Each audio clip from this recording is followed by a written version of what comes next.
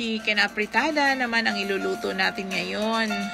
Nililinis ko lang yung ating chicken. Inaalis ko yung skin nito at ang mga taba-taba. Tapos hinuhugasan ng maigi at ini-strain ko yung excess to water.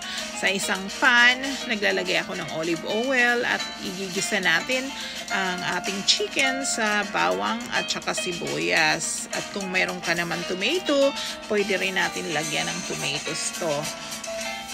Tapos, dinadrop ko lang, nilalagay ko lang yung chicken isa-isa at parang ipriniprito ko siya both sides, lahat ng chicken. Hindi ko sabay-sabay na inilalagay, ganyan ang ginagawa ko, piniprito ko.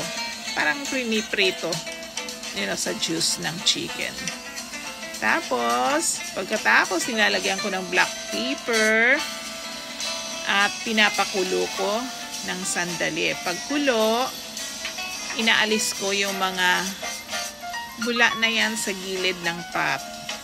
Ganyan ginagawa ko, tinatanggal ko yan. Tapos, ilalagay na natin ang ating tomato sauce. Ang seasoning na ginamit ko dito ay oyster sauce at saka chicken bisque.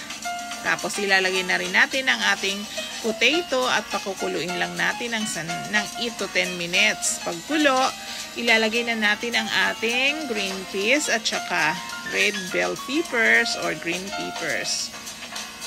Tapos, hayaan lang natin mag-boil ng sandali. At iyan na po, luto na. Chicken apritada. Salamat sa panunood.